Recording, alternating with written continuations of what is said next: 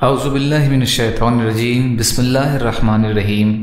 رب اشرح لی صدری ویسر لی امری واحلل عقدۃ من لسانی یفقہوا قولی۔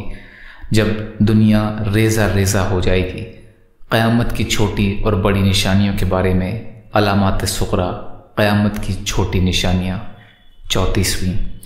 اچھے لوگوں کا خاتمہ اور برے لوگوں کا ظہور۔ یہ بھی قیامت کی نشانیوں میں سے ہے کہ دانا، عقل مند اور علماء ختم ہو جائیں گے اور گھٹیا یعنی جاہل اور بازاری قسم کے لوگ ان کی جگہ لے لیں گے، کیونکہ ان کے لیے میدان خالی ہو چکا ہوگا۔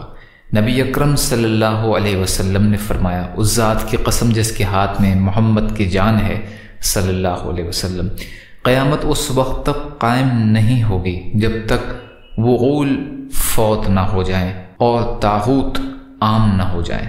پوچھا گیا، یا رسول اللہ صلی اللہ علیہ وسلم، یہ وعول اور طاغوت کون ہے؟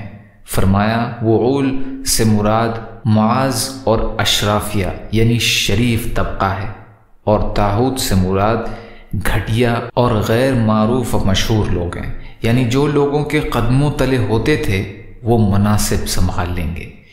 گھٹیا لوگوں کا اوپر آنا بھی تو ان کے اہم مناصب سنبھال لینے اور ان کے لیے ذریعے ابلاغ اور میڈیا کے پروپیگنڈا کے ذریعے ہوتا ہے کہ ان کے گرد ڈھولچیوں اور طبلہ نوازوں کی کثرت ہو جاتی ہے، جبکہ دانشور، مفکرین اور لوگوں کی خیر خواہی کرنے والوں کو نظروں سے اوجھل اور ذریعہ ابلاغ پر نظر انداز کر دیا جاتا ہے۔ آج کل لوگوں میں شہرت وہی حاصل کرتے ہیں جو گانے بجانے، رقص و سرود اور ہزاروں لوگ ایک فٹ بال کے کھلاڑی کے گرد جامع عیاشی اور فحاشی میں نمایاں ہوتے ہیں اور اسے کندھوں پر اٹھایا ہوا ہے۔ کسی عالم، سائنٹسٹ، قابل ڈاکٹر، انجینئر اور ان جیسے لوگ گمنامی میں پڑے رہتے ہیں۔ قیامت کی یہ نشانی عصر حاضر میں واضح اور نمایاں ہو کر سامنے آ چکی ہے، لیکن ابھی تک صورتحال زیادہ خراب نہیں ہوئی۔ اب بھی بہت سے لوگ شوق سے دینی لیکچر سننے جاتے ہیں۔ اکثر مسلمان ممالک میں علماء اور داعی دین کی عزت بھی کی جاتی ہے۔ لوگ علمی مجالس میں شرکت کرنے اور ٹی وی چینلز کے دینی پروگرام دیکھنے کا شوق رکھتے ہیں۔